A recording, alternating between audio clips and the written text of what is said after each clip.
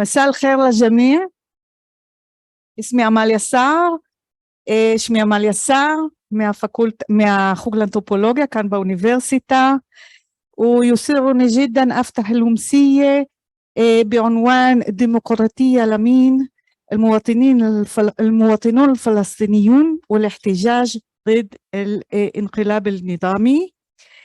הערב הזה הוא רב לשוני, ערבית, עברית, אנגלית, יש תרגום סימולטני, גם בזום. למי שמשתתפים אתם צריכים למצוא למטה לוגו של כדור הארץ וללחוץ על השפה הנכונה. الأمسية هي مبادرة مجموعة بحث أسئلة جديدة في دراسات ما بعد الاستعمار. זו יוזמה של קבוצת מחקר שנקראת שאלות חדשות בלימודים פוסט קולוניאליים, והמטרה היא לשמוע כמה שיותר דעות. יש לנו פה 6 דוברות ודובר, 7 ועוד 8, והם ידברו באנגלית. איילת תכף תסביר למה באנגלית. כל אחד ידבר 3 דקות בדיוק, ואחר כך יהיה לנו המון זמן לדיון, ואני מקווה שיהיה דיון פורה. איילת בן ישי, פרופסור איילת בן ישי, ראש החוג לאנגלית, תציגי את עצמך, ואחר כך כל דוברת תציג את הדוברת שאחריה. בהצלחה לנו.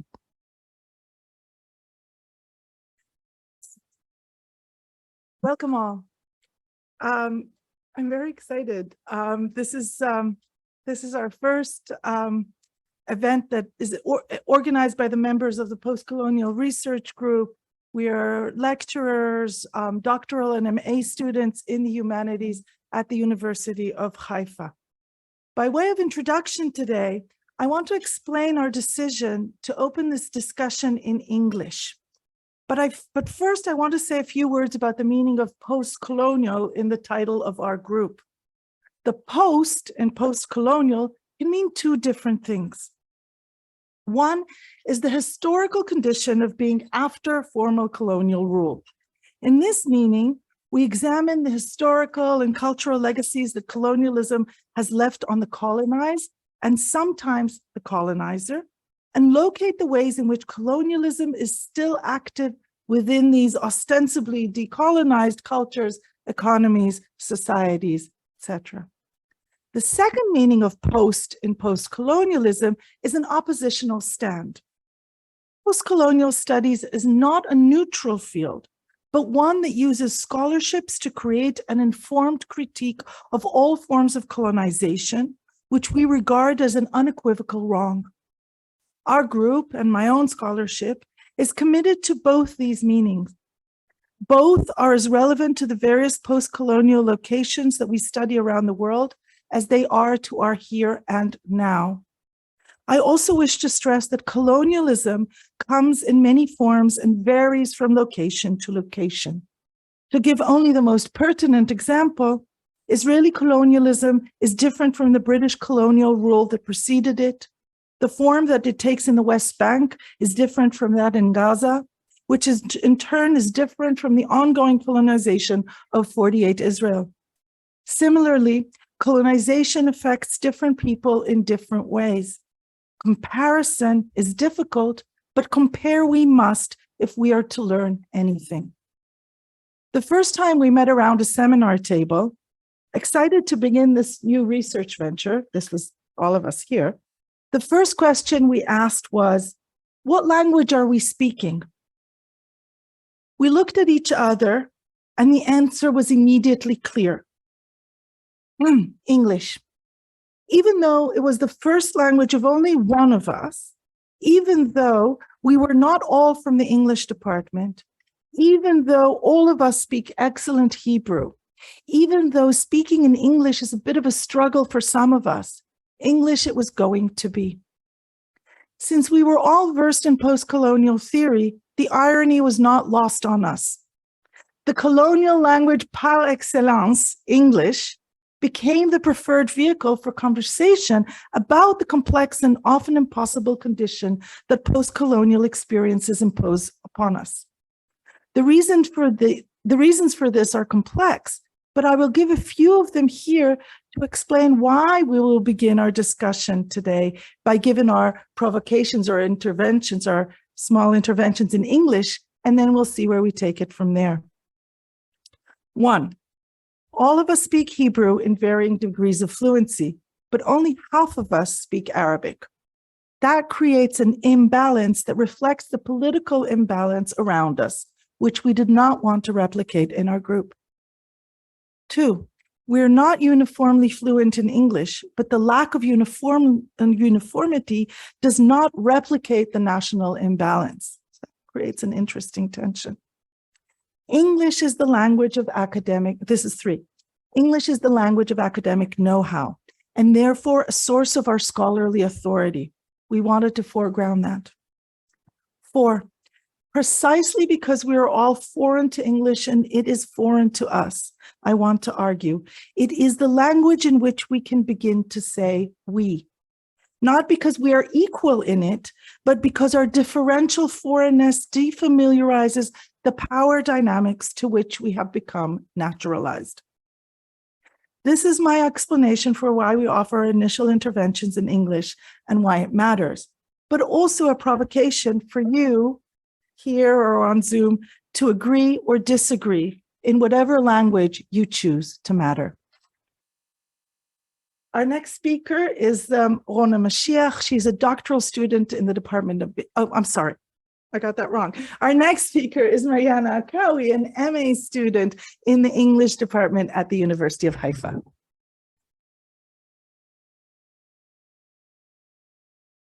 Hi, everyone.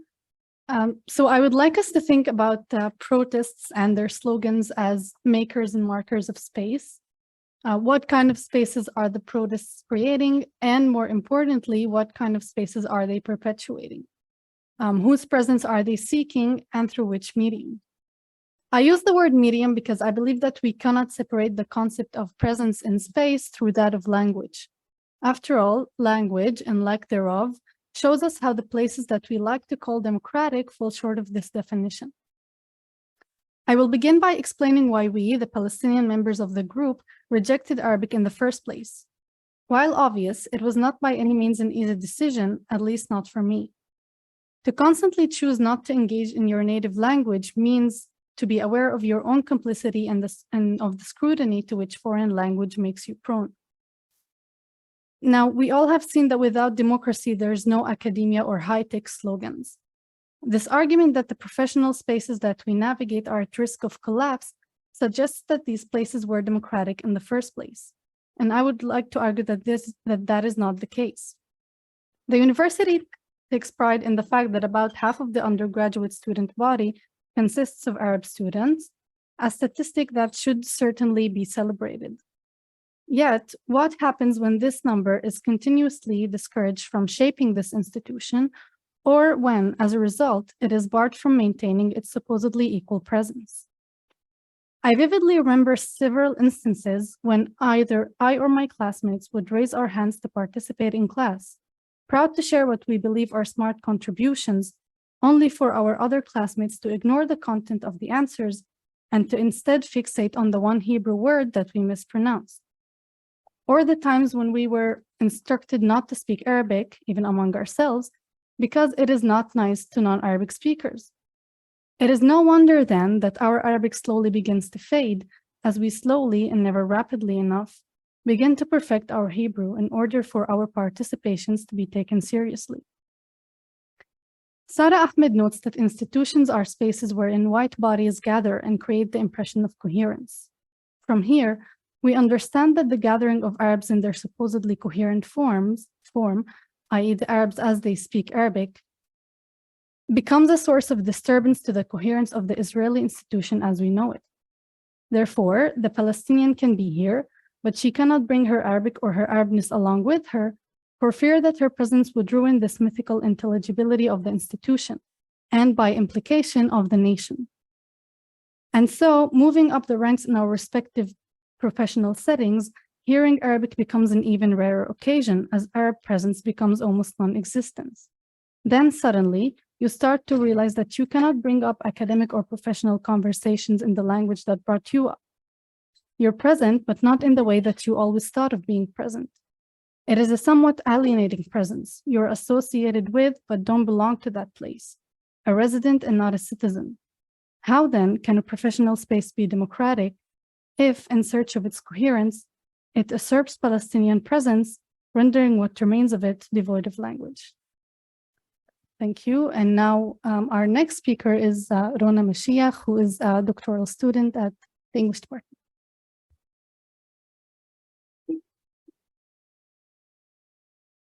Thank you, Mariana. Throughout the last 17 weeks, the imagined community of liberal Jewish protesters had been calling out to Mizrahi activists to join in their fight for democracy and cheered when they spoke on stage. But do they really hear the criticism directed at them in the slogan of the Mizrahi civil collective? No to the judicial overall, no to the old regime. The predicament of Mizrahim in Israeli society reflects many contradictory realities and prejudices. To this day, a binary division of Israeli Jews into left-wing liberal secular Ashkenazim and right-wing ignorant amulet-kissing Mizrahim persist hand in hand with the notion that one can no longer differentiate between Mizrahim and Ashkenazim. How come then this Mizrahi genie keeps on popping out of the bottle? This genie could be easily traced back to the location of Arabic language and Arabness in the State of Israel. The Zionist movement's revival of Hebrew as a national language, the bloody conflict with the Palestinians and the Arab nation, as well as a firm belief that Levantinization is a corrupting threat, have led to an ongoing erasure of Arabic from the Israeli public sphere. This marginalization had a particular toll on the Mizrahim, descendants of the Jewish communities that had lived in Arab and Muslim countries for hundreds of years and who immigrated to Israel after 1948. Relegating the Arabic language to the margins has been one of the methods of rejecting the shame manifest in an Arab Jewish identity. In fact, the very term Mizrahi, as Ella Shochad showed us, was invented to erase the Arabness of Middle Eastern and North African Jews.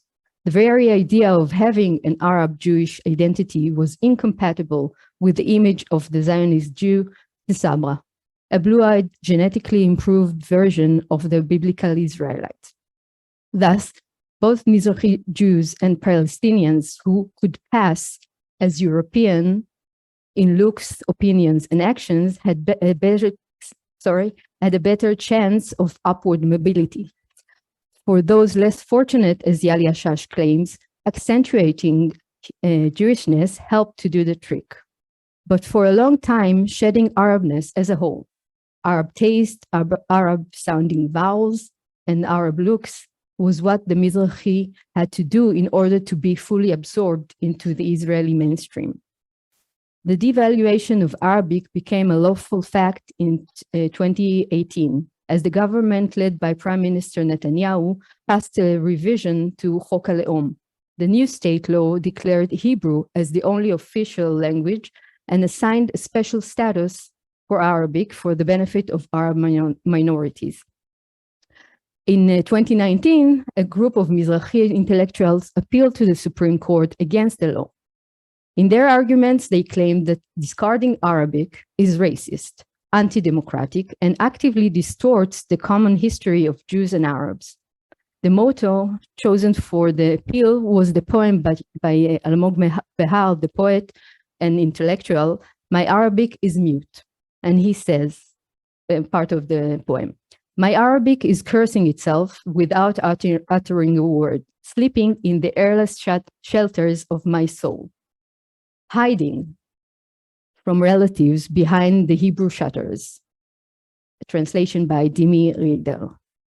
In 2021, the Supreme Court rejected the appeal, along with many others concerning this nationalistic legislation.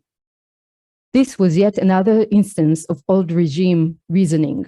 another missed opportunities for both Jews and Palestinians to do away with dividing shutters, a sore indication of the inequality increasingly and blatantly ingrained into the Israeli Book of Law. Thank you. Our next speaker is Haya Onatala, and she is a doctoral student at the English department at the University of Haifa.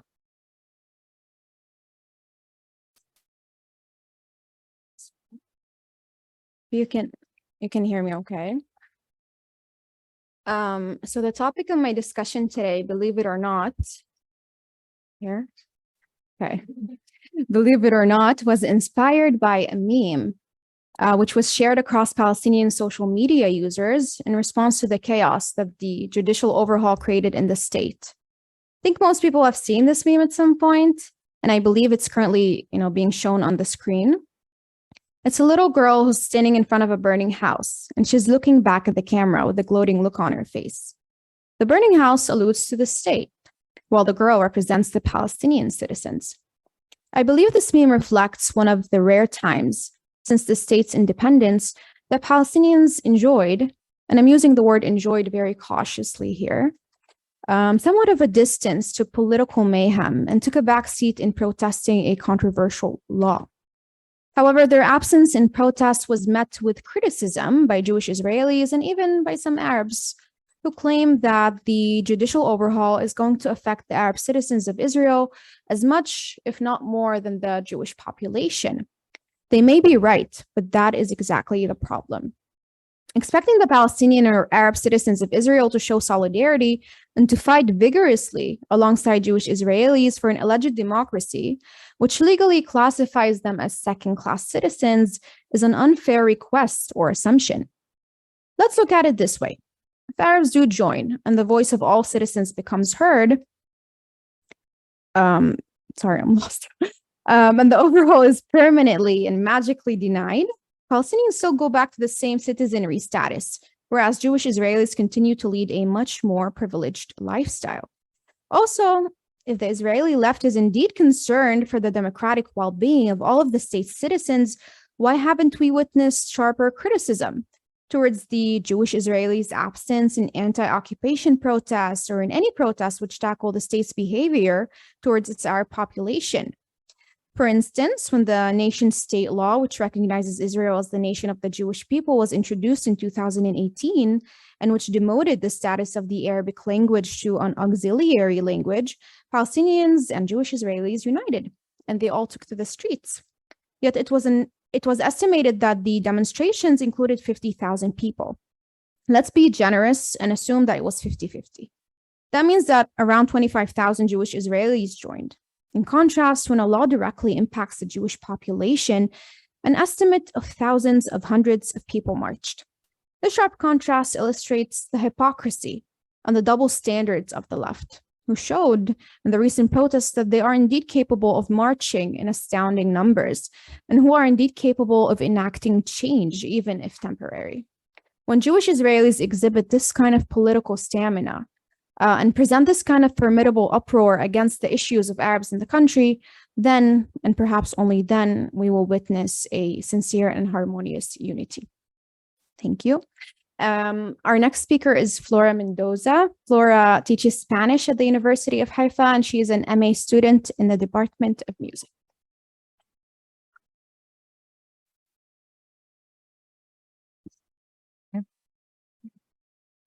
This is not going to be a grammar lesson, but I'd like to speak a little bit about pronouns.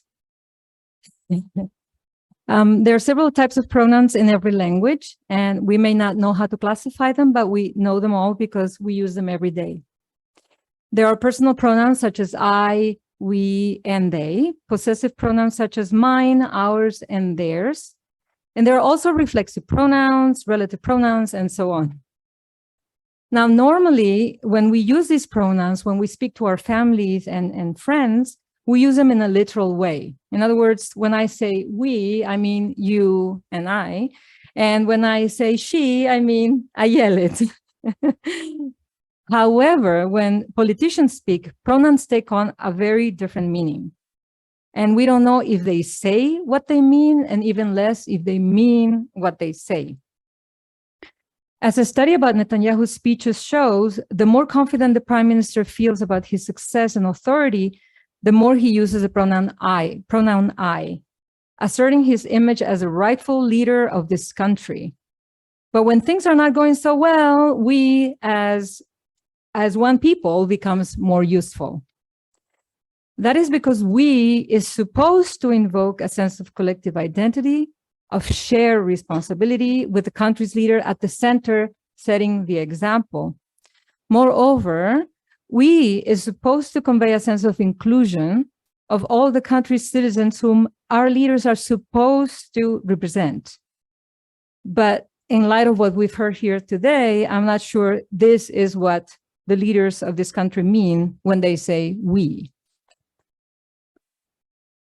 Unfortunately, we is often used to separate us from them. They is used to create a sense of other, to convey a sense of exclusion. And what's more, whoever they are often blurred, bunched together, and dangerous. To give a few examples, Netanyahu recently compared pro-democracy protesters to the settlers who set fire in Hawara, categorizing both groups as terrorists. In 2014, in a speech at the UN, the prime minister used the words Islam, Muslims, and Islamic militants interchangeably, and then went on to tie them to Nazis in the same sentence. They as other was also implied when Netanyahu warned at one of the many elections that we've had that Arabs were being bussed to the polls in droves. Clearly, political speeches are carefully crafted. Pronouns can be used as a rhetorical weapon for leaders to push their agendas, to create division, and in the case of the, again, current prime minister, to hold on to power. So when the leaders of this country say anachnu, I don't know what they mean, because although perhaps a little bit different than my Arab colleagues, I don't feel included. Now, that might be because I did not grow up in this country or because I'm married to an Arab, but whatever the reason, what I do know is that there's something about the way our leaders frame who we are that makes many of us not feel included. And now I want to introduce Dr. Lior Levy. She's a senior lecturer in the philosophy department and the chair of the Ofakim Honors Program at the University of Haifa. Does it reach?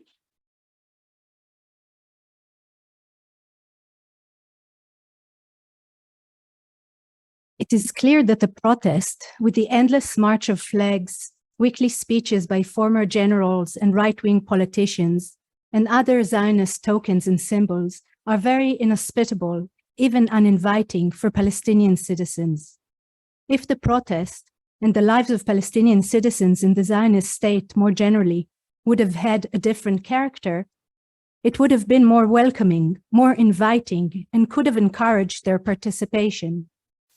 Today, I'd like to focus on the notion and practice of invitation, an act whose purpose seems to be inclusion, the welcoming of the other, and in this respect, an act that seeks to abolish exclusion, omission, and marginalization. An invitation expresses hospitality. It aims to bring into the home those who are currently absent from it. It is a request for their participation in something, a call to share a time and a place with others, with the invitees who are not part of what they are invited to. Yet although it is guided by a desire to include the other, let her in, the act of inviting is based on a basic difference between the one who issues the invitation and its recipients. And this difference is not only a structural matter, defined by the position and the role of the two parties, the fact that one of them issues the invitation and the other can, ought, need, must accept it. It concerns a prior difference between them, a form of inequality that determines which position they can take. The subject cannot invite the king, and if she does, it is up to the grace of the king, the ruler, to accept such an invitation and come despite their basic inequality, despite the unequal distribution of power. An invitation taking place at a specific time and place is also shaped by the context in which it takes place. Writing about hospitality in a short essay, Cosmopolitanism, Jacques Derrida gives an example of the relationship between the state of the economy and the sense of hospitality that France exercised towards asylum seekers. It is, I quote, when the economy is doing well and workers are needed, end quote, that the state is more generous and hospitable towards those who seek refuge in it. In other words, an invitation always reflects the conditions under which it is issued, and in a sense, it replicates the given distribution of power. One is invited as long as one can be accommodated by the home to which one is let in, as long as one fits the demands and the requirements, made fit to be an invitee. If the invitation turns out to be restricting, even as it is meant to accommodate the guest, to create a sense of hospitality, perhaps there is something to say in favor of coming uninvited. To come uninvited means to refuse the basic conditions under which the gathering is held. It allows those who come uninvited to shape, by their arrival and their presence, the time and the place to which they chose to arrive. Our next speaker is Dr. Tal Zalmanovich. She is a lecturer in the departments of English and History.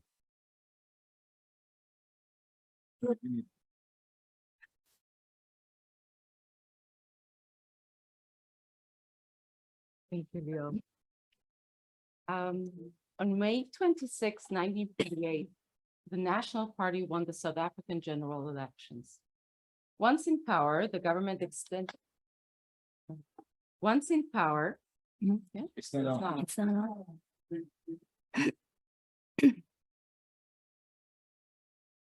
Once in power, the government extended earlier racial legislation under the mantle of apartheid. Since the formation of the Union of South Africa in 1910, voting rights were reserved for white minority and for colored, a legal classification referring to individuals who were not white, Black, or Indian, according to contemporary definitions. Voting rights were an immediate target. The Separate Representation of Voters Act of 1951 was designed to remove all non-white people from the voters' roll and revoke the franchise system in the Cape Province that allowed coloreds to vote. The Supreme Court declared the legislation invalid due to a flawed procedure, but the government succeeded in overturning the court's decision, and in 1956, the Voters Act passed into law. But before that happened, the 1951 legislation met with white resistance. Protesters were organized in the Torch Commando, a movement started in April 1951 during a gathering in Johannesburg commemorating soldiers who had died in both world wars. Veterans pledged to defend values such as democracy and constitutionalism, for which their comrades, coloreds among them, had died fighting fascism. At its height, the Torch had 250,000 members, almost 10% of the white population. It organized dramatic night marches in which crowds of protesters numbering 25 and 30,000 marched carrying torches, the lights of democracy, against the dark skies. Ex-servicemen were joined by retired judges and generals. The largest rally drew between 75 and 150,000 protesters, ex-servicemen, white and colored, and huge members of the white opposition party. In Cape Town, during one of the marches, machine guns were placed on the roof of the House of Parliament, the government accusing the Torch of planning a coup. After the meeting, a smaller group, reported to be composed mainly of colored people, surged up the road towards Parliament. Almost 160 were injured in clashes with the police. Government blamed the Torch of starting a riot, of communist ties, and of conspiring with African organizations. The African National Congress, however, denied that there was cooperation or communication between the movements. Black opposition was indeed on the rise. The ANC launched a campaign to defy unjust laws, the opening of a decades-long struggle to end apartheid. Originally, the torch focused on the Constitution and on an anti-apartheid message, but it veered to internal politics of white establishment accepting its slanted perception of democracy. Consequently, the movement that drew sustained national and international interest for 2 years weakened and disappeared from contemporary politics and collective memory. The Torch's campaign did not include the Black majority. It spoke the language of white hegemony, failing to offer an inclusive vision of democracy for citizens and non-citizens. As this example shows, there is no partial democracy. The Israeli protest movement must promote a shared practice of defiance, inclusive of all citizens. Sharing the space and experience of protest is mandatory for the cultivation of a political imagination to secure democracy for all. The failure to do so will turn this protest movement into a footnote in the history of the rise of Israeli dictatorship. Our last speaker is Dr. Maurice Ziblini, senior lecturer in the English department. Thank you. Thank you everyone for being here. I'll just get to it. So more than 2 decades ago, the Wachowskis created the first installment of the Matrix series and revolutionized our perception of the then emerging digital reality forever. The Matrix came out around the time when people were starting to learn about emails and online shopping, and it immediately became an object of scrutiny for cultural critics and philosophers alike. Compared to how ideology works in our lives, for example, the Matrix was argued to be so powerful that it was impossible to experience reality outside its invisible frames. At the time, such comparisons might have seemed significantly insightful, but today, as our lives have become so deeply immersed in the algorithmic reality of social media, streaming services, and search engines, ideology no longer disguises itself as reality. It is shamelessly visible, and it has gone mainstream. But what if our ethnic/national/cultural makeup does not fit the code of the Matrix? And what if we could only exist in the Matrix through shallow 2-dimensional avatars so that you don't interfere with the code? Let's take the Arab in Israel for a second, which we're here for. And yes, they are Palestinians.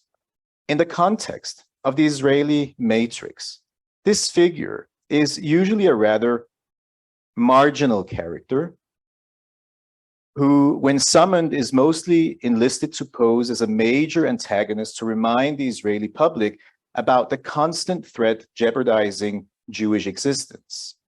On other occasions, it's enlisted to showcase the democratic and utterly humane character of the Jewish nation. And sometimes, the Arab is simply an exotic host welcoming the Jew to his modest restaurant in the north for a lavish feast. An Arab is a somewhat manageable character in the Israeli Matrix, insofar as it does not express any nationalistic sentiments and go along with the rather narrow designations of the Druze ally, the Christian doctor, or the modern Muslim. Modern, of course, thanks to Israel. And as long as the Arab can pass the loyalty test in one of the television studios, condemn terrorism, condemn Hamas, condemn Mahmoud Abbas's declarations about the Holocaust, and stay out of the general public's field of vision, unless summoned to perform one of the aforementioned roles, things are going to be fine, and we shouldn't take the threats of the deportation made by the recent rising stars of Israeli politics too seriously. Here's the tricky part, though. I fully understand that the Israeli ear has been fine-tuned to pick up threatening vibes when it hears Arabic.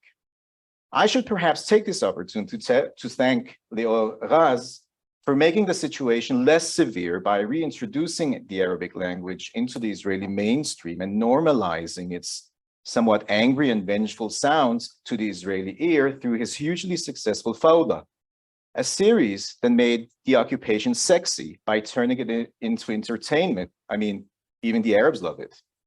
It is still nonetheless tricky because if Israelis would start listening carefully to the Arabic spoken in Israel, they might find it shocking to discover that none of the dialects they hear are Egyptian dialects, or Lebanese, or Syrian, or Emirati, or Tunisian, and so forth. These dialects that they hear on a daily basis in hospitals, malls, the exotic restaurants they visit in the north, are actually dialects whose sounds testify to the history of a place formerly known as Palestine. These Palestinian dialects of Arabic contain Turkish sounds, Armenian sounds, Greek, English, and today also Hebrew sounds, among so many others, telling the story of a culture far older than the Israeli one. It's perhaps about time that someone began to rewrite the code of the Israeli matrix to come to terms with this everyday fact, rather than constantly tweaking and twisting it to avoid seeing what's right in front of them. My point in this short intervention is to make clear that when we are standing in a sea of Israeli flags every week and asking, where are the Arabs? Or more figuratively, why are they not accepting our invitation to save Israeli democracy? You're coming to us as the masters of the house and asking us to defend the Israeli matrix where we're only allowed to exist as cartoons. Thank you.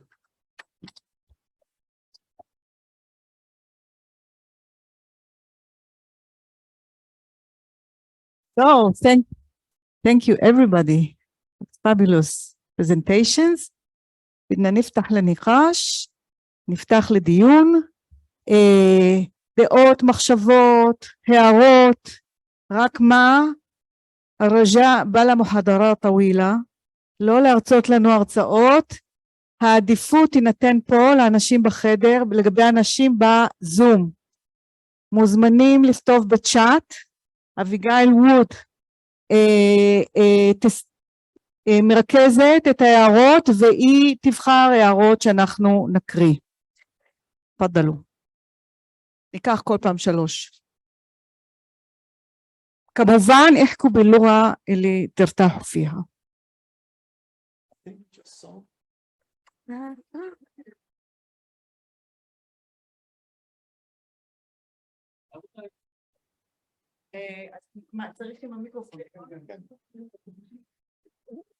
I would like to hear some. First of all, thank you all, everybody, for very interesting presentations covering. My name is Munar Mahfoul from the Arabic department in Tel Aviv University, and I'm very happy to be here. I would like to hear a little bit more about the background into the creation of this evening. How did this come about, and why? Thank you.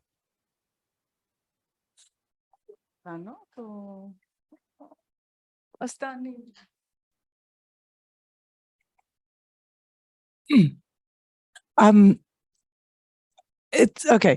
It started in 2 different ways. Okay. One was we had this post-colonial studies group. It's something that is ongoing. We've applied for grants. We got some, we didn't get others. And we started this working group, and we were sort of talking about post-colonial studies or theories, you know, in all kinds of contexts, and ours was always present. So that's one thing. And the other thing was once these protests began, then, you know, all of us had our different feelings about it. I can tell from my point of view, one was my own very frustration at the narrow, I'll go to Hebrew. המנעד המאוד קטן של הגבולות של הדיון הזה, והאנחנו שכל הזמן שמעתי בדיון היה אנחנו מאוד ספציפי, והאנחנו שלא כלל, לא אותי, זאת אומרת הוא כן כלל אותי, אבל לא אותי שאני זה, אבל לא כלל את הסטודנטיות שלי, לא כלל חברים שלי, לא כלל את האנחנו שאני רואה את שותפים הדמוקרטיים שלי. אז זה היה התסכול האישי שלי, ובכן היה תסכול פה באוניברסיטה, במאבק של האוניברסיטה, יאיר שגיא, ואמרו מאוד חשוב לנו באוניברסיטת חיפה, יש לנו חצי מהסטודנטים שלנו פלסטינים, דווקא כאן חשוב שיהיה הכל, והכל לא רצה להשמיע את קולו. ואז התחילו, למה הם לא מדברים, ולמה הם לא זה, ולמה הם לא ככה, והם טועים, הם לא מבינים, ואז התסכול הלך וגבר, ומוריס ואני, שאנחנו מדברים הרבה, אז אמרתי למוריס, אולי במקום שנגיד למה זה, בוא על זה, על הדבר עצמו ממש. And Maurice, עכשיו אני אעבור לאנגלית, because it was in English, Maurice said, let's do it, but I think we should do it from our group. And I said, I think I agreed basically. And I think that there's a good thing because it came organically from these academic intellectual conversations that we were having anyway. And I think that was a nice frame for it. So. By the way, we rarely agree. No, it's a joke. It's not. We rarely agree. That was a moment.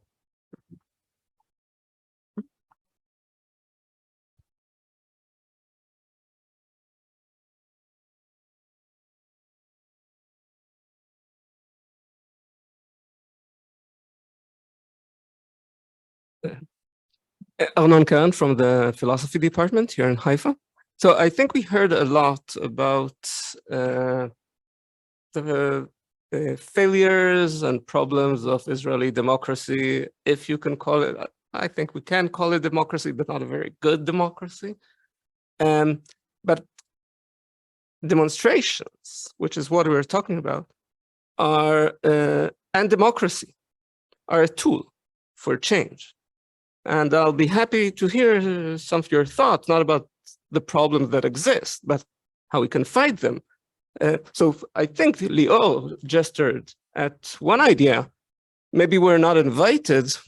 We should just ignore the invitation or the lack of it, the invitation, and just take upon us ourselves to change the terms of the gathering. So it's a request to hear more about not the problems that got us here, but what can be done.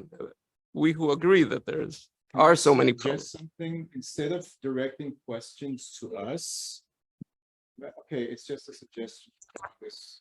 Instead of directing questions to us as if we're the experts on democracy, which we're not, I think that all of the people here have opinions about this, and I think that the better way would to open it up for discussion for everyone to have a say.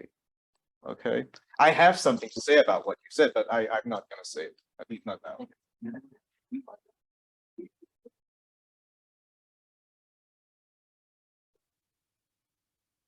שלום לכולם, אני אדבר בעברית כי האנגלית שלי לא כל כך טובה. אני עיתונאי ומתרגם, ואני חושב שהשאלה של הכנס של Who's Democracy, כולנו מכירים את התשובה, לא צריך להתפלסף יותר מדי, היא של היהודים. אבל, והטענה שהערבים נשאלים איפה הם או איפה אתם, אני חושב שאין שאלה כזו. זאת אומרת, אם נרד קצת ממגדל השן, אף אחד מהקהל היהודי לא שואל את השאלה הזאת, חוץ מהבודדים שקצת ככה מסתכלים, ומכירים את התשובה אגב, וזה לא מעניין את הרוב המוחלט של המפגינים בים הדגלים בתל אביב, כי הם גם מבינים שכל כניסה של מסה, של חברה ערבית להפגנות, בעצם תשקיע ותוציא החוצה חלק מהקולקטיב המאוד מגובש היום, so called ליברלי, אוקיי? וגם במידה ואתה מחליט להזמין את הערבים, וההזמנה שלך היא מאוד מאוד מאוד אותנטית, אז אתה יודע שאתה חייב להתמודד עם שאלות הרבה יותר עמוקות, בואו ותגנו על טרורי הדמוקרטיה שאתם נהנים מהם. זאת אומרת, יש פה צורך בהורדת מסכים, שהרוב הליברלי שם כאילו לפניו, ויש פה צורך להתמודדות עם אמיתות מאוד מאוד מאוד קשות ועמוקות, שבלי להתמודד איתם אי אפשר להתקדם, ואי אפשר לשכנע, כאילו הפרדוקס פה שאתה מנסה לשכנע את הקולקטיב הערבי להשתתף, ולבוא להשתתף ליד קולקטיב יהודי שלא היה צריך להשתכנע. זאת אומרת, ארגוני המחאה לא היו צריכים להסביר למאות האלפים שיוצאים כל שבוע, למה הם חייבים לצאת, אבל הם חייבים להסביר לערבים למה הם חייבים לצאת, כי הם יודעים شو فطرة بالعربي فطرة האינטואיציה של הערבי הפשוט היא שאין מה לעשות שם, זה לא בשבילי, זה לא מעניין אותי. אז השאלה היא בעצם, ואני פותח פה את זה לדיון, האם הקולקטיב הליברלי מוכן ובשל להוריד את המסכה ולהתמודד עם השאלות הקשות ביחס שלו עם החברה הערבית.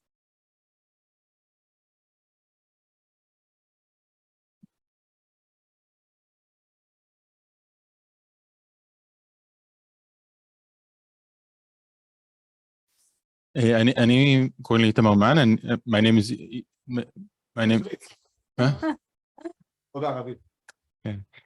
טוב, אני אדבר בעברית. קוראים לי איתמר מן, אני מרצה במשפטים פה. אני רוצה קודם כל לכלול את עצמי בקבוצה שאיילת סימנה אותה כאן קודם, של האמביוולנטים, מתחילת המחאה הזו.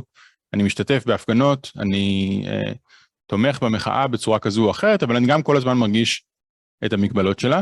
אני חושב שהתשובה על השאלה שנשאלה כאן עכשיו, האם הקולקטיב היהודי שמשתתף בהפגנות מוכן לפתוח את השאלות הקשות, היא שלילית, ממה שאני שמתי לב, ממה שהרגשתי בטונים של כמעט כל המחאה, חוץ מקולות מאוד מאוד בודדים. אז אני חושב שבשלב הזה, אחרי כמעט 20 שבועות, 17-18 שבועות, אנחנו יכולים להבין שעד כה, הטון הוא לא כזה שאנחנו רוצים לפתוח, שהמחאה מבקשת לפתוח את השאלות הגדולות ולקרוא לדמוקרטיה לכל אזרחיה, אלא היא מעוניינת לשמור על המסגרת הקיימת של יהודית ודמוקרטית, המסגרת הציונית, במובן הזה היא קונסרבטיבית, היא מעוניינת לשמור על הקיים.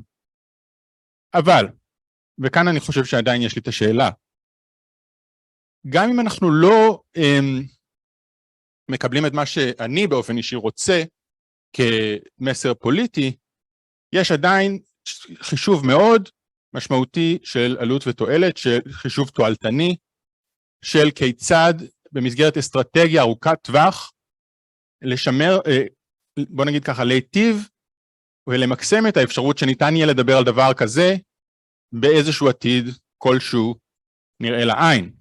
אז אני חושב שגם כאן השאלה פתוחה בסופו של דבר, אבל יש שיקולים כבדי משקל,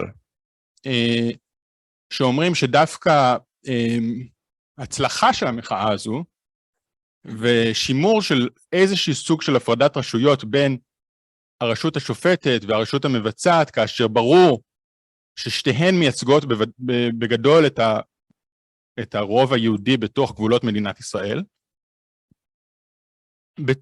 הפרדת רשויות כזו עדיין תאפשר יותר שיח פוליטי פתוח, מאשר מצב שבו יש קונסולידציה מוחלטת של כוח מתחת רשות מבצעת אחת, שגם משתמשת באלימות של המדינה באופן כבד על מנת להשתיק קולות שהם מתנגדים למסגרת הזו.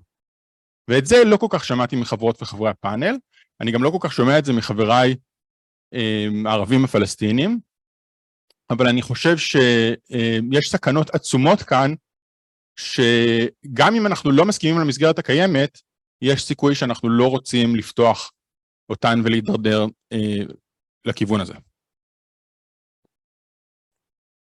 היי, אני רעות מהמחלקה לאנגלית. אני לא יודעת אם לדבר בעברית או באנגלית, אבל שאני אענה בעברית לשאלה שעלתה פה קודם. כן נשמעים קולות של איפה הערבים, אבל לצערי הם נשמעים באותה דרך שהם נשמעו בבחירות האחרונות. איפה הערבים, למה הם לא יוצאים להצביע? איפה הם כשאנחנו צריכים אותם כדי להציל את עצמנו מהבעיות שלנו? וזה איפה הערבים כדי להדיר את הערבים. זאת אומרת, הנה גם כשאנחנו צריכים אותם הם לא באים. ולענות על השאלה שהייתה קודם, על באמת, ארנון, אני חושבת, מה עכשיו, כאילו, איפה התקווה פה? בעיניי, אני מאוד, הדבר האופטימי היחיד שאני יכולה לדמיין במצב הזה, זה שאולי אנחנו עכשיו מנערים את הכל ככה ממש ממש, כדי שאחרי שיגמר המצב חירום הנוראי הזה, אפשר יהיה באמת לעשות משהו יהודי, ערבי, דמוקרטי, באמת, ולהצליח לנרמל אותו בתוך השיח הפוליטי הישראלי, מה שלא הצלחנו לעשות עד עכשיו. ואני מאוד מקווה שדווקא השאלה הזאת היא, איפה הערבים, והתשובות שאני מניחה שהרבה מאיתנו נותנים, בשם החברים שלנו, על מה אתם מדברים, עכשיו נזכרתם? אולי יעזרו לנו לעשות את זה אחר כך קצת יותר נורמלי, להיות דמוקרטים, באמת. ניקח עוד שאלה מפה ואז שתי שאלות מהצ'אט. Yeah, I'm Zoe from the English department and I will talk in English. I think that everything that's being said is important. And I think, Reut, in what you're saying, I would like to connect to you. There's a journalist, sorry, Nabil, what you were saying about the Masachim, ציבורי יהודי לא רוצה להוריד את המסכים. Of course not. The Jewish population wants to bring the voters of Netanyahu to these demonstrations, the disillusioned right. And the voice there in Kaplan is very, very much on the right. So this is not happening. But I think at the same time, other deep and difficult things are happening in Israeli culture. And the kind of reflection of fascism has come to our faces, the reflection of what it will mean to live in a country which doesn't only deny the human rights of Arabs who are behind a mask, but maybe also of Jewish women and maybe also of LGBTQ communities. And I think that has come as a shock to a lot of the Israeli liberal public, that we're looking at a kind of monster that we've created.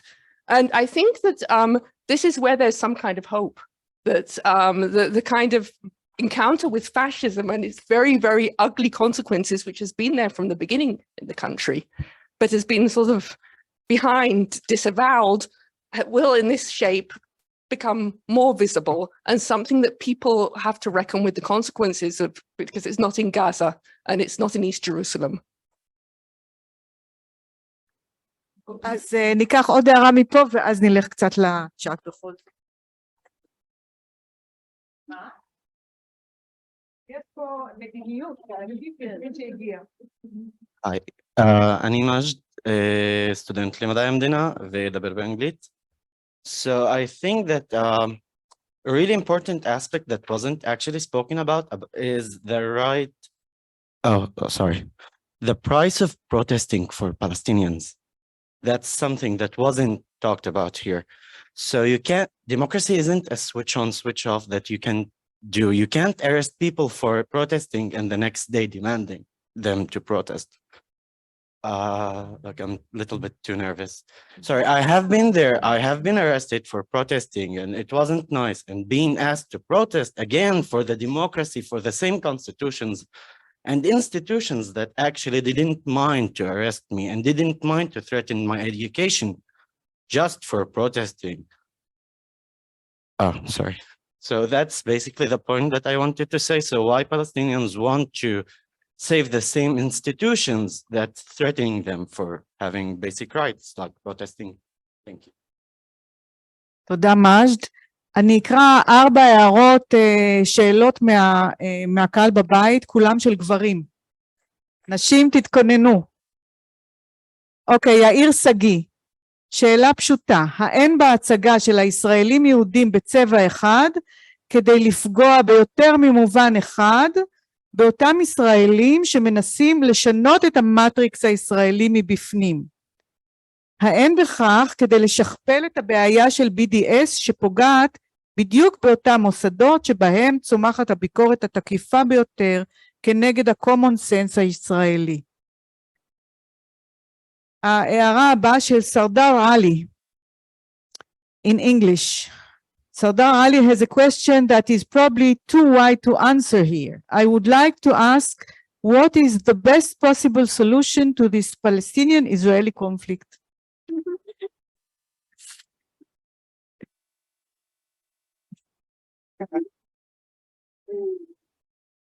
No, but I want to commend you actually for really bringing this into the discussion. We haven't spoken about the occupation. We haven't, the context, I agree, is very important, even if we don't have the answer. שאלה ממשה בהר. בקש מהמתדיינים האשכנזים והפלסטינים בעיקר, להתייחס לקולקטיב המזרחי-אזרחי, ניירותיו, פעולותיו והשתתפותו הביקורתית מאוד בהפגנות. נכון, לא רציתי להגיד שאלה אלייך, אבל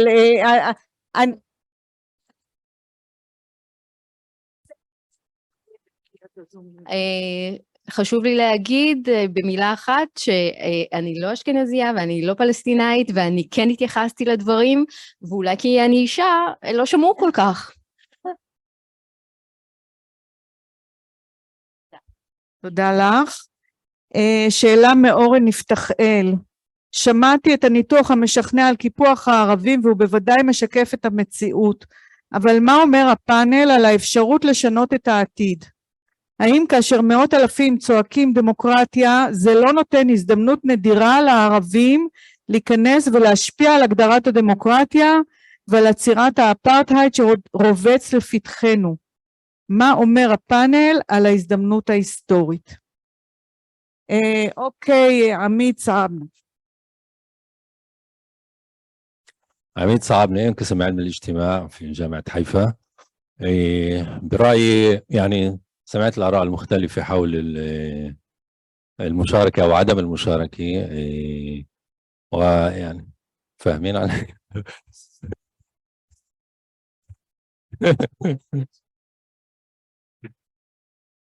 الآن يعني معظم الآراء اللي سمعتها بالنسبة لدعوة العرب أو عدم دعوتهم للمشاركة هي صحيحة يعني، لكن رغم كل هذا برأيي إنه المشاركة الفعالة في المظاهرات هي يعني فرصة يعني مهمة للجمهور العربي. أولا يعني ماذا تغير من عقود سابقة؟ كل وقت الديمقراطية كانت اليهود، العرب شاركوا في ظروف أصعب، منذ الحكم العسكري شاركوا في المظاهرات وكان لديهم احتجاجات ومطالب وليس بالضرورة كجزء من مطالب جماهير أخرى. الآن هنالك إحساس كنوع من التغيير في المجتمع الإسرائيلي وإعادة ترتيب بعض الأوراق. صحيح المظاهرات هي أيضا حلبة سياسية، هنالك قوى تحاول أن تعطي معنى للمظاهرات وأن تعطي يعني طابع لهذه المظاهرات، وهنالك صراع وذكر الآن مثلا موقف بعض الحركات للشرقيين التي تريد أن تأخذ المظاهرات ومطالب الاحتجاج إلى مكان آخر، وأيضا هنالك قوى أخرى ضد الاحتلال مثلا هي أيضا تصارع في داخل المظاهرات. المظاهرات هي حلبة صراع بحد ذاتها وهي تتغير كل الوقت وتريد أن تعطي صوتا آخر، وبرأيي العرب يجب أن ينضموا للمظاهرات وأن ينضموا إلى هذه الأصوات، ومحاولة أيضا تحويل الاحتجاج من يعني مطالبة للعودة إلى السابق، إلى الوضع القديم والديمقراطية اليهود، وأخذه إلى مسار آخر. ربما ننجح ربما لا ننجح، يعني ليس كل صراع هو حلبة نجاح وسيكلل بالنجاح، لكن برأيي الفرصة موجودة، و يعني أنا أفضل المشاركة والمحاولة على الوقوف جانبا والانعزال عن المشاركة في المظاهرة.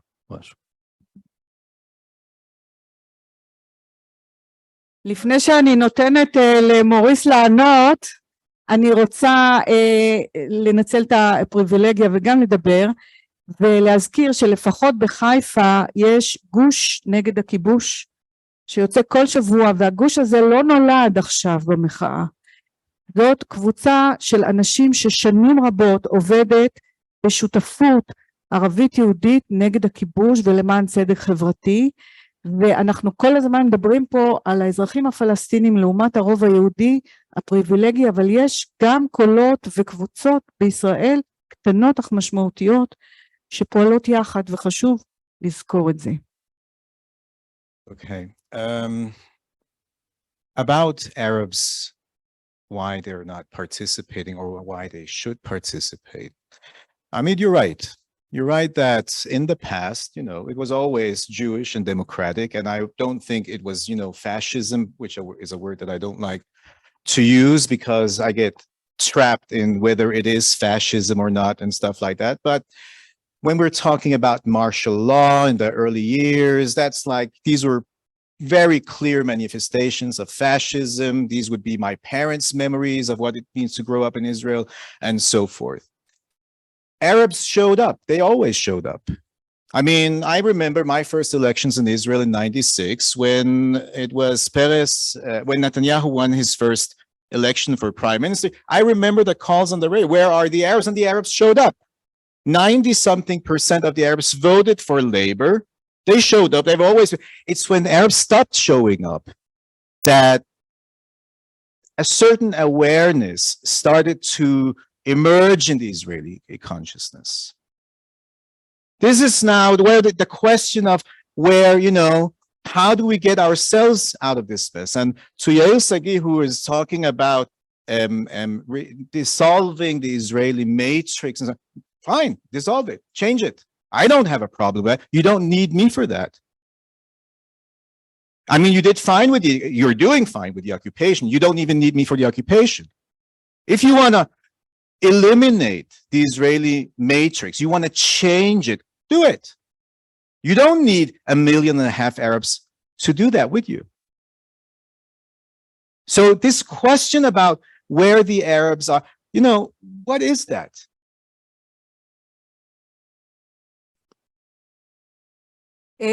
אתם דיברתם, נכון? אז רגע, לפני שאני חוזרת אליכם, אז אני אקרא מיכל בן גל. למרות שהארץ קטנה, יש לתחושתי הבדלים גיאוגרפיים. כשאני מפגינה בחיפה, אני מרשה לעצמי להחזיק שלטים אחרים מאשר כשאני מפגינה באור עקיבא. אולי מחיפה והצפון יבוא השינוי. ומשה בהר מתנצל כלפייך, התנצלותי הכנה בפני הדוברת הראשונה, אם היא דיברה על הקולקטיב, לימדתי והייתי חייב להיכנס מאוחר, אז לא שמעתי. אוקיי, אז... Okay, I would like to respond to both comments on my left and on my right, pun intended. Yeah. No, I'm joking. I think there is an ambivalence among Palestinian citizens in Israel regarding the participation. Because of the trust issues that Maurice just raised, we have been participating, we have been showing up for 75 years. And I think probably the most recurring idea that was coming up in my head since the results of the election is that we told you so. We've been telling you this is going to happen for 70 years. And we've been dismissed. Our opinion has been dismissed for 7 decades. Why should we now be brave and to act on this historic moment? I expect the Jewish Israeli leadership to be brave and rethink the whole project. If we're talking about what is the solution for the whole thing, if you want to have a brave leadership will rethink 48 altogether. Okay? This is the idea.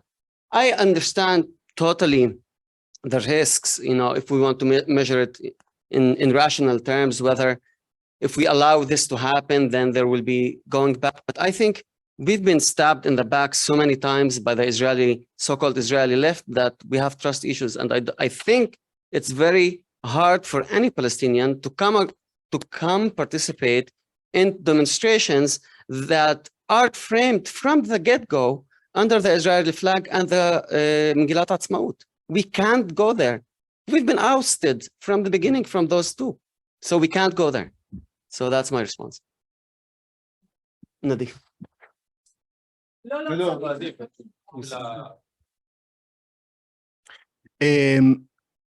אני שואל את עמיד, האם אתה מוכן לקחת אחריות על זה ש500 או 1,000 ערבים סוגרים את ואדי עארה והמשטרה לא תירה בהם כמו מה שקרה בשנת 2000?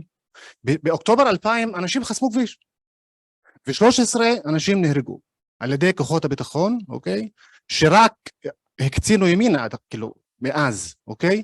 אז יש פה כל מי שקורא לערבים לצאת ולהפגין, חייב לדעת שהוא קורא לערבים לסכן את חייהם. כי זה המצב.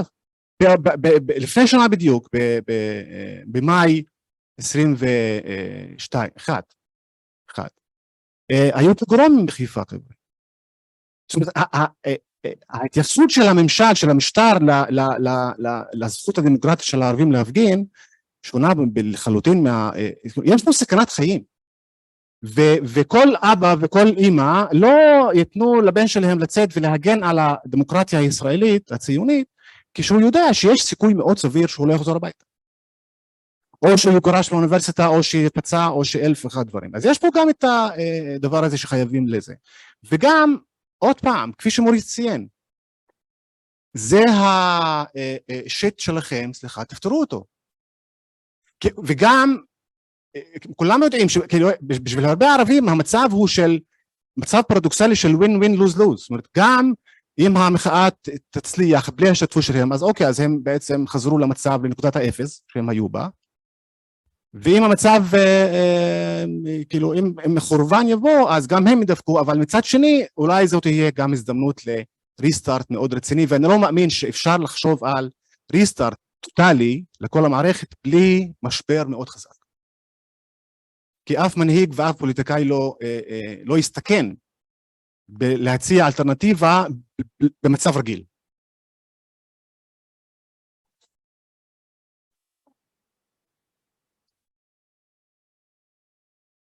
So I'm Yosef Raz from the English department, and I wanted to talk about Maurice's idea of the matrix. It's really powerful for me.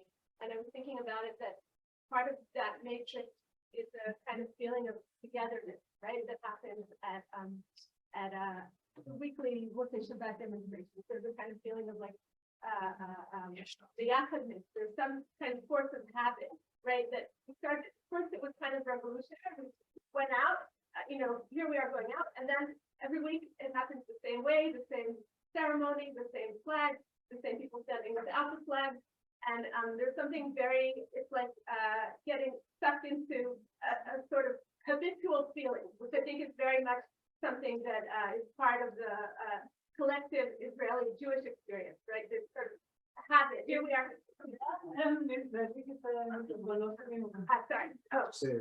Okay. No, it was just a warm up, so I'm glad it didn't get in. But anyway, I was talking about the collectivity and the sense of habit that happens with the demonstrations. And I think that part of the radical possibilities in this moment are actually breaking habits. And I want to talk about a demonstration that I went to in the German colony that was very, very different. So in the same week, I went to a few demonstrations. Motzei Shabbat, I think it was like a Tuesday, and then again Motzei Shabbat, and it was really striking to me. And I know that on paper, I've known this on paper, but as Nabila was talking about, seeing a lot of our students, a lot of my students at the demonstration, getting treated so differently by the police and being kind of torn out of the crowd, beaten up, their flag being taken away. Now, flags are taken away, upstairs too in Chorev, but it's a very, very different looking experience. And it was very terrifying. And I really applaud everyone who did come out and their bravery. And it's just, for me, it was a very tangible moment, a bodily moment of experiencing something that I think many of my students and friends experienced that I hadn't experienced before. אוקיי, ליאור, קודם יש סטודנטיות. Hi, first of all, my name is Gianna. I'm very happy and excited that I'm here, and I'm so proud of my teachers, all of you, and thank you for giving us this opportunity. I'm going to talk in Arabic. بس بدي أجاوب حضرتك إيش الاسم؟ عميد. أوكي. يعني وأنت تحكي أنا حبيت الأوبتيميزم اللي أنت عندك إياه للتغيير اللي لازم يكون نوع من التغيير اللي رح يجي معنا لما إحنا نحضر على هاي المظاهرات. بس لما أنا بنزل على المظاهرات بحيفا وبالناصري وبكل محل عربي بقارنها بمظاهرات اللي بالقدس وبتل أبيب، مفهوم الديمقراطية نفسه مختلف عند المواطن العربي الفلسطيني من عند الواحد إخوتنا الإسرائيليين اليهود، وعندهم هم البريفيليجيا أن ينزلوا يحكوا عليهم ويحكوا كمان على وكل أنا بقدرش أحكي وأنا بالجامعة بالعربي، أنا بخاف كنت أحكي بحصص تكشورت بالعربي، مش عارفة أعبر عن حالي. أنا بمشي بالشارع يعني بمشي بالجامعة أشياء بسيطة يعني نونسز يعني شو يعني نونسز يعني أشياء يعني جدا صغيرة، ومن بين إنه نفتح جروب الواتساب على الفيسبوك ونكتبوا إيش هاي اللغة العربية، أنا حاسة حالي بجنين.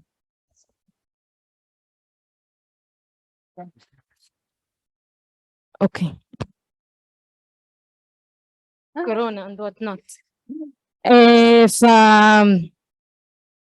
ففي نوع من شوية الامبيفالنتيوت هيك، إنه أنا أطلب من حالي إنه أنا أنزل على مظاهرات لما أنا وظيفة بدي أكتبها باللغة العربية كتير بستصعب، ولما أنا أشياء أبسط عن هيك بقدرش أطلع بكوفية على الجامعة. وكمان يجي سؤالي للمعلمين تبعوني،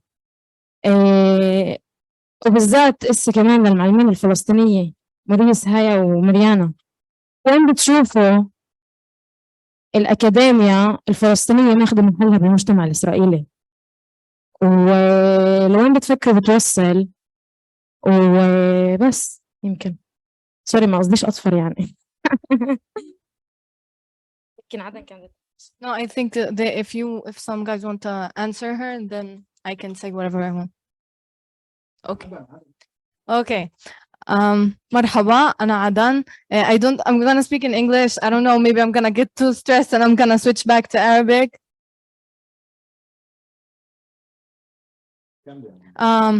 Okay, so one of the questions I want to raise back is the one that Majd raised, which is what's the price of Palestinians protesting? I think it's a really important question because I think I saw it in my own eyes in protests that have been. If it's a protest for a Palestinian cause, if it's a protest that maybe shows the negative side of Israel and the government, the police and the consequences of going to this protest is so much more deeper and so much more harsher, I think that's the word, than an Israeli and a Jewish going to a protesting about democracy. Okay, I'm gonna switch back to Arabic, sorry. بحس إنه أنا بحس بخوف كثير كبير، مع إني أنا دايما بنزل على المظاهرات وبروح وبشارك وبعمل كل إشي، بلبس الكوفية بالجامعة، لابسة عقد على خريطة فلسطين. مع هيك بحس حالي كثير كثير خايفة، لأنه شي يوم أنا إذا عملت حكيت إشي سويت إشي، دايما في هذا الخوف اللي ما فيش حدا اللي راح يجي يحميني، لأنه فيش هاي الديمقراطية اللي أنا أعبر عن رأيي. كيف ما اليهودي الإسرائيلي مسموح له يروح يكسر الدنيا بتل أبيب، أما أنا إني أنا أتظاهر بسلام بشوارع حيفا في ساحة الأسير، إني أنا أنزل ببن غوريون وأتظاهر، هذا إشي بحط علامة علي كثير كبيرة بدولة إسرائيل. وهذا هو، شكرا. Just one more thing, sorry. وبرضه يعني بدي أورجي إنه أنا بس لما شفت الفيديوهات اللي كانت تصير بتل أبيب عن الديمقراطية وأقارنها للمظاهرات اللي بتصير هون بحيفا اللي كانت تصير عشان الشيخ جراح، كلياتها البروتسترز يكونوا نفسهم كثير مسالمين، والعنف دايما بيجي من البوليسية. فدايما كنت أحس إنه دايما بيطلعوا الفايلنت سايد مني أنا، دايما إسرائيل بتطلع من الفايلنت سايد مني أنا، مش إني أنا جاي وفايلنت أنا بدي أقاتل معكم. No, I'm protesting here in a peaceful manner. I'm here to protest and show my opinion, and this is my ways. This is the only way I can even speak and protest and express my opinion. But I feel like it's very unfair when I see that Jewish people and Israeli citizens can go out and smash stuff in Tel Aviv and destroy places, and there are no consequences to them. There's nothing, the police doesn't treat them the same way I was treated when I was in a protest of like 30 people in Haifa and Ben Gurion. That's it. We're gonna let you speak, you, yeah, and then get some opinions from the panel and from the Zoom, and only afterwards we're gonna go back to people who already spoke. Hi, my name is Rana. I'm a student in the English department too. بدي أضيف لكم إشي حكوا الصبايا. I'm gonna speak in English. I live near the protests here in Haifa. I live in Khareb, and I see the protests every Saturday.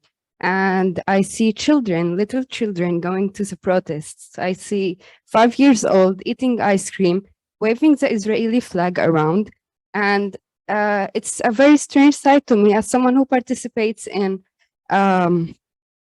demonstration for us Palestinians. When I go to a Palestinian protest, we're in a very closed place. We're in a very circular, small space. We're being surrounded by police everywhere, and they're all looking at us and just waiting for the moment someone does something that requires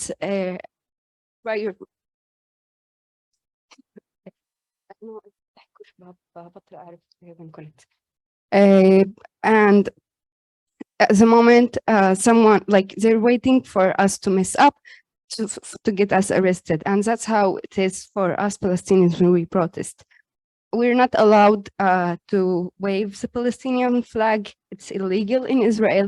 I can't even hold my flag. So how am I as a Palestinian supposed to join in and participate in Israeli demonstrations when I can't even wave my own flag and show my own identity as a Palestinian? And that's all. Thank you, Rana. Lior, you wanted to speak, but perhaps we'll let them answer first.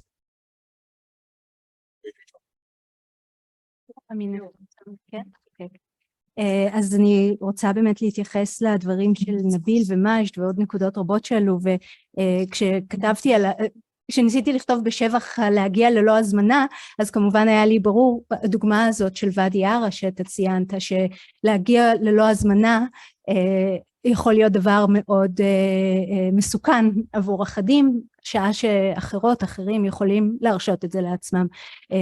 אבל בלימודים פוסט-קולוניאליים יש גם את הדבר הזה שלא לדבר עבור אחרים. אז אני אומר מה אני חושבת, גם אפרופו השאלה של ארנון,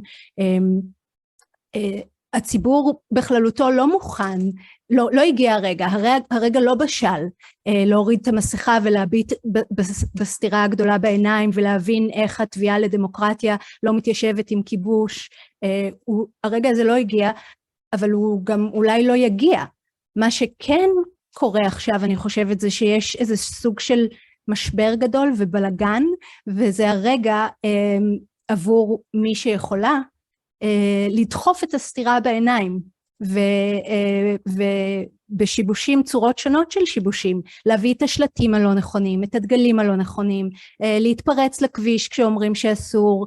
כלומר, מי שיכולה לעשות את זה, אני חושבת שזה הרגע, מתוך ההפרעות האלו, הסתירה כן צפה, היא עולה, ואני רואה את זה בהפגנות שכמו שאיילת אמרה, החוויה של הפגנות בלב הדגלים הכחול לבן היא מאוד לא נעימה, אבל מתוך המפגשים אנשים מתרכזים, ואז אולי הם פתאום כן יכולים לשמוע או לא יכולים לשמוע, לא משנה, הסתירה צפה, והסתירה הזאת אי אפשר יהיה לחיות איתה לנצח.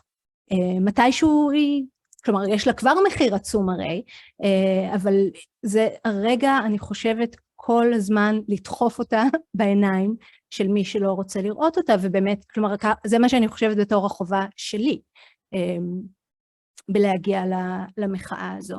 ונכון, כמו שמוריס אמר, באמת, אחרי שאנחנו אולי נוכל לעשות את עבודת השטח, אז אחרים יוכלו להצטרף ללא הזמנה, ולעצב את הדרישות שלהם ברגע האמת. יש דברים שאי אפשר גם מראש לנסח, ויש דברים, איתמר אפרופו, שאי אפשר, אני חושבת, בתחשיב רציונלי של אמצעים ומטרות, להגיד, אוקיי, נעשה עכשיו, ואז אחרי זה יסתדר, זה ייפול למקום. לא, אי אפשר לדעת.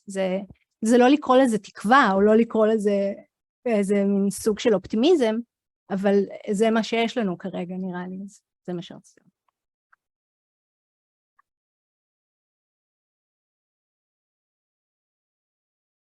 Just to respond to Gianna, okay, to respond to Gianna and يعني بدي أقول إنه فيش عندي جواب للسؤال تبعك، بس كمان بفكر إنه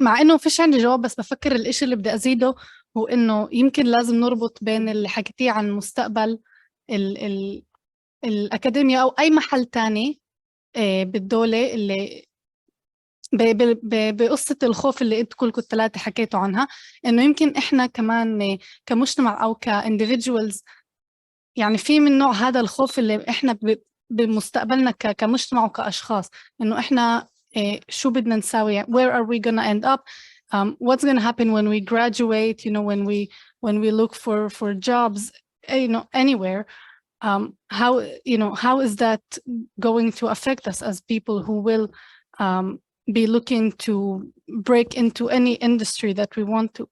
يعني إحنا فبرأيي إنه لازم ناخذ بعين الاعتبار هذا الخوف ونشوف كيف إنه أصلاً الخوف it's also a driving force for us, and whenever we try to create this future or even think about it, and that's at least my experience.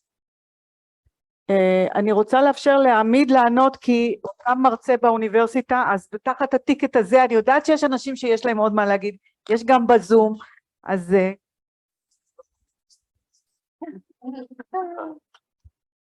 طيب جواب لبعض النقاط اللي ذكرتوها. يعني لو سألتوني اليوم يعني شو هي الأسباب اللي ما بتخلي العرب يشاركوا، واحد الأسباب هو الخوف فعلا. يعني أنا واضح لي قضية الخوف من المشاركة في المظاهرات، طبعا بالنسبة يعني نتيجة تجارب سابقة، ما في أي ضمان إنه المظاهرات يعني تأخذ المجرى السلمي دائما. هذا الإشي يعني زي ما أنتم حكيتوا عنه أنا كمان بحسه وجربته. كمان حكيتي عن قضية اللغة حتى في الجامعة، أنا كنت طالب أيضا، يعني المحاضرين كانوا طلاب مرة ومركنا هاي التجارب. وعلى فكرة قضية اللغة يعني اليوم التقييدات في اللغة هي الوضع أحسن من ما كان يعني لما أنا درست على فكرة. فأنا فاهم كل التخوفات، ويعني رغم هذا يعني رغم كل هذا الوضع برأيي أن المشاركة في المظاهرات والسياق يختلف عن مظاهرات أيار قبل سنتين، ويختلف عن لما كنت أنا طالب لما كانت مظاهرات 2000 أيضا. السياق الآن واللي بحكي عنه هو يعني نوع من توحيد القوى بين الجمهور العربي وبين قوى يسارية حقيقية موجودة على الساحة الآن. هي ضعيفة ولا يعني المظاهرات لا تأخذ يعني طابعها من هذه القوى، وإنما الدعوة هي أنه العرب يعني يتوحدوا أو يجمعوا يعني هذه القوى مع بعض، وربما ساعتها المظاهرات تأخذ معنى آخر. واضح أنه في هنالك محاسبة لا شو معنى الطابع الغربي للمظاهرات الآن يعني بأعلامها وبإلى آخره. واضح أنه أن العرب يعني كل نقاشهم هو محاسبة إلى اليسار أو لليسار وسط الإسرائيلي، وهذه المحاسبة هي شرعية وصحيحة وأنا أتفق معها كلها. لكن يعني في النهاية طيب ماشي، أنتوا يعني الغالبية بتنادي بديمقراطية لليهود وعودة للوضع، تمام، أنا يعني أرفض هذا التوجه، لكن يعني ماذا بعد؟ يعني شو بدنا نعمل؟ والدعوة هي بالعكس يعني المشاركة حتى نعطي للمظاهرات معنى آخر ومطالبة أخرى. هذا هو هذه الفكرة، وليس الالتزام يعني في المظاهرات كما هي وبمعناها المرة. شكرا.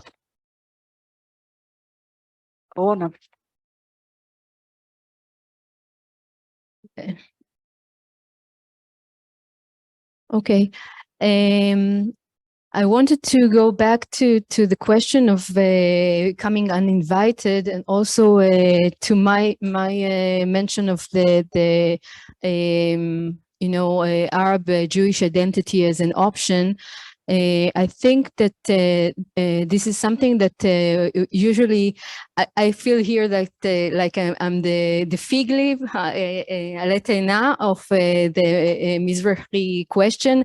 I can relate also, I'm like the in-between. I can relate to the Jewish feeling of being part of coming to the demonstration with the flag and feeling like, yes, I'm part of it, but also I'm different. But I also had the experience of demonstrating against the war in Gaza in 2014, where people who were like my family, who looked like me, were spitting on me in Tel Aviv. So I know how it feels. It's not that dangerous as Rana described. It's much more psychological fear and the need to speak about the Mizrahi question as something that is beyond the right and left, which is complex here, and I didn't refer to it, but I think that coming uninvited is something that happens in the demonstrations in Tel Aviv, at least from what I know, and you probably maybe heard about Shovrot Kirot, Breaking Walls. It's a group of Mizrahi women who are feminists and who are pro-LGBT plus, and they feel that they are uninvited. They come as a small group demonstrating and holding flags that are not acceptable by the mainstream demonstrators. And this should be something that I think Palestinians should collaborate with, and it also connects me to what Chico Behar wrote in the chat. The Mizrahi civil collective is very marginal. You can see that only 2,000, maybe 3,000 people signed up their petition, their ideas, because it's really radical. It's also very, very left wing, and it's very pro-Arab, and it's very Jewish. And I think that what we don't have is an understanding, or maybe a wider understanding of the opportunity to collaborate Palestinian Israelis and Mizrahi Jews. And this is something that is also almost always left behind. Maybe a marginal group can get together and do that. But this is something that I think the Ashkenazi left or liberal left should learn and maybe emulate or take as an option, as an ideal. Okay, we have 10 minutes. I'm going to read a few comments from the chat. נורית גרינברג, זה התפקיד שלנו, הרוב היהודי, ללחוץ על הנהגות המחאה, ואחר כך ההנהגות הפוליטיות, להילחם על הדמוקרטיה השוויונית לכל המיעוטים. מהמחקר המשפחתי שלי, כאשר היהודים היו מיעוט, הייתה זו המנהיגות שנתנה להם אמנציפציה. והיא ממשיכה, ייתכן מאוד שחיפה צריכה להיות החלוצה. נראה לי שיש כאן אוזן יותר קשבת, ושיח זה צריך להוביל את הקשר למובילי המחאה בחיפה. רניה ברק, so what does Maurice suggest the Arabs do? He depicted the situation very accurately, and the problems in this context do not seem to be caused by the Arabs. So it seems as a minority, we don't really have the power to change anything. Or does he think that we do? What is he proposing we do, if any? What does he suggest that the more powerful body, be the government or non-Arab Israelis, do? Is it doable? I think we are weary of hearing what the problems are without proposing actionable. The reason that I'm asking this is that we are kind of portrayed in a bad light when we're described as the nice avatars in the Israeli matrix along with the other actors in the matrix, which I found a bit demeaning, which I find a bit demeaning. So what are we to do in order to challenge this portrayal? I'm sorry, I had one more. I lost, I think I had one. Okay. So אז מוריס, ואז ניקח עוד סיבוב אחד. איילת.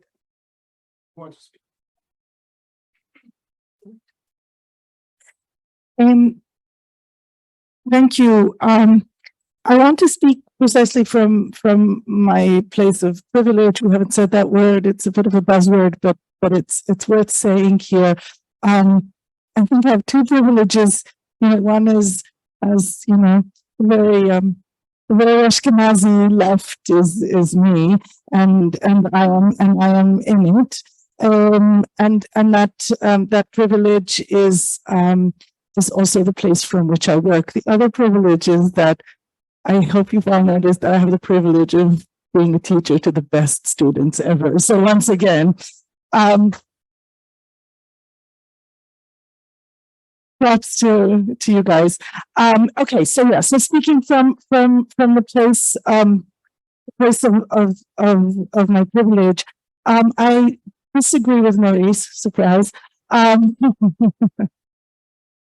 And in this sense, I do think that we can only change the matrix together.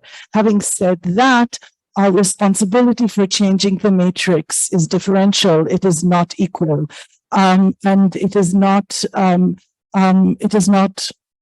up to me to expect things or to demand things. I have to take responsibility for my part in things. And this is where I disagree with your, and you brought up BDS. I want to bring it up here again at the very end and say, I don't think that the Israeli academia is the bastion of radical thinking that the BDS is silencing. I think that's wrong. I think it's wrong on both counts. I don't think it's radical. I think it's super conservative. I think that one of the first places that I get silenced is my colleagues when I bring up those things in academia, right? Okay, I'm not going to give examples now, but again, I don't think we're as radical as we think we are, and I don't think BDS is silencing us, and I think we need to be a little bit more responsible for our politics. And I'll leave it at that. Finally, I will say that I do. So if we need to change the matrix, and we need to do, but our responsibility for it is differential, then I will say that the one ways that, in my ambivalence, that I go every Saturday, almost every Saturday, to demonstrate something someone said to me at the very beginning, and he said, I don't remember, I think it was someone here, maybe it was Yair, said, "Za ma'avak al ma'avak," right? The struggle for the struggle. And we are struggling to give, like my struggle, when I go out there, I'm not so much going out to fight for democracy, though I'm doing that as well. I'm fighting for the fight of democracy because I think that the nature of the fight and the nature that we are giving the fight will then determine the nature of the democracy. It's my responsibility. It's what I do. It's, sometimes when I do get a little bit optimistic, it's from that place that optimism happens. Okay, Maurice, קצר, ניתן למנה. I'm not gonna try to agree with you because I think that it's the best place to be in disagreement, and I do disagree with what you just said. We've been talking about the dangers of going to demonstrations and the dangers of being political active as an Arab and so on, but I think it's much deeper than that. It's not just about politics. It can be as simple as this, that you can go out with your kids to the mall and drive out of the parking lot as you're going home, and you see the pizza boy, Jewish pizza boy, getting, on his scooter, bumping into the sidewalk, turning off, falling off his scooter, and you stop the car because, we're human and we help each other. And I get out of my car and I want to help that kid. And within seconds, all of the cars that are passing by, they're not seeing a person who's helping a Jewish kid. They're now suspecting that this Arab man has run down this kid with his car. And within seconds, there is this car with 3 soldiers, kids with guns, who close in on my car where my kids are. And I do all the mistakes, right? All of the things that I warn my children about, and all of the things that Sayyid Qashua used to joke about playing a game with his children, where you can pass the security guard at the mall without him knowing that you're an Arab. So we don't speak. So I teach my kids not to be recognized as Arabs in certain moments. I teach them to recognize situations of danger. Okay, this is how dangerous Israel is to Arabs. They close in on my car. I shout out to my kids in Arabic, making, the mistake that I stay in the car. And the soldiers get out of their car with their guns, kids. They ask the pizza boy in front of me, did this Arab run you down? Okay, I don't need to go to a demonstration to be in danger. This is like every day. This is how crazy things can become in seconds if you just leave the home. This is Israel, and I do want to tell you this.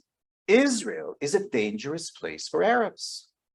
It's not a place of hope. It's not a place where, we can build together. When you talk about the Israeli, or I talk about the Israeli matrix, and that's why I disagree with it, that's your monster. You created that monster. Tame it. Learn how to tame it. I'm not going to teach you how to say. I can't teach you that. Tame it. Yeah, it's a totally new front addition to Maurice's optimism. I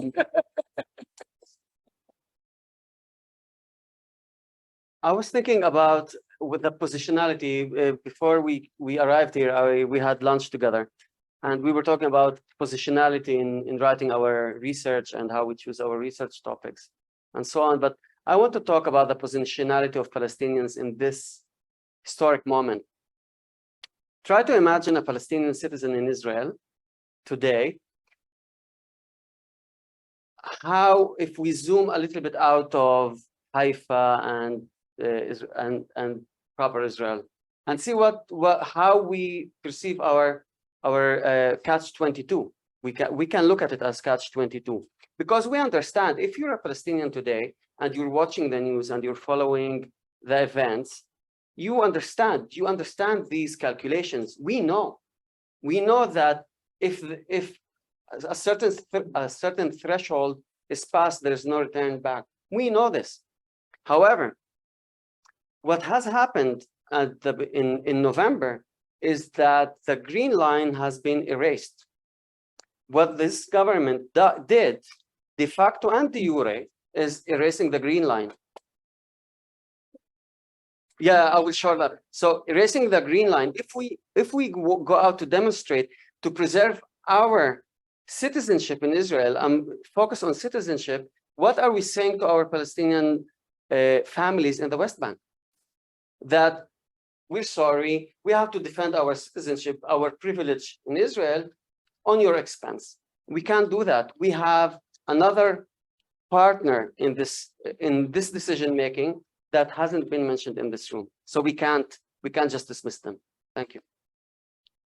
Give the last word to the students.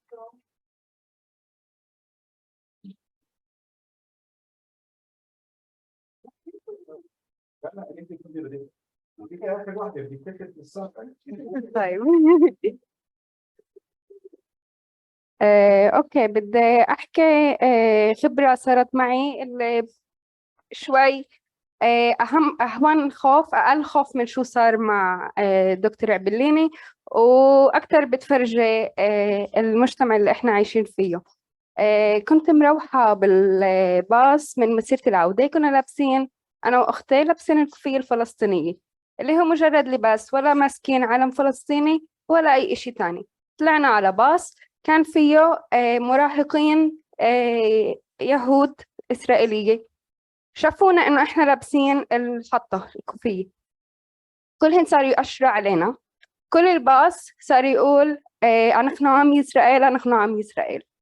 هاي أنا فلسطينية عايشة بالدولة هون، هاي ردة الفعل اللي بشوفها بس لمجرد أنا لباسي العربي اللي هو حتى يعني أنا مش عم بحكي ما كانش ولا أي إشي ممكن يقول إنه أنا ضد إسرائيل ولا أي إشي تاني، أنا لابسة لباس فلسطيني.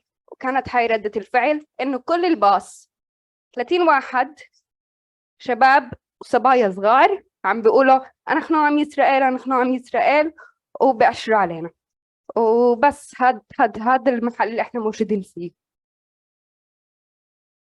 بس بدي احكي اشي اخر اشي، طبعا بس يجي المايك لعندي مش راح اسكت، بس بعدين ديليد شوي.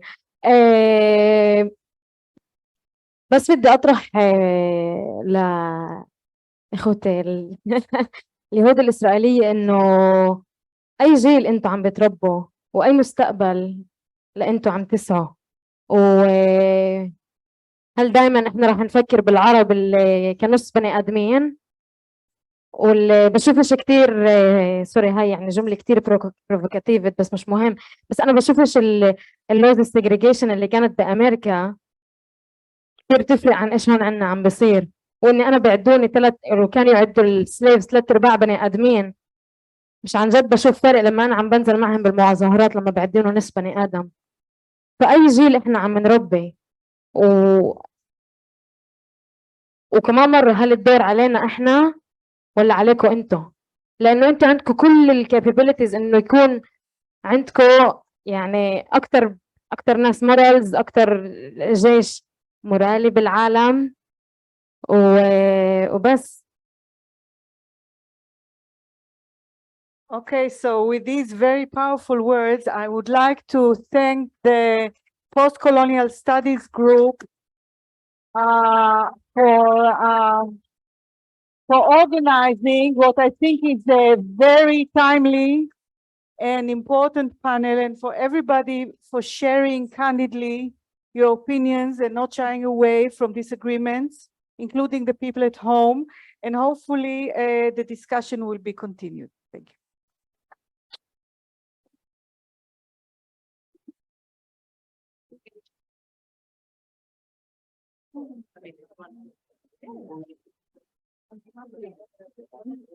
Now we just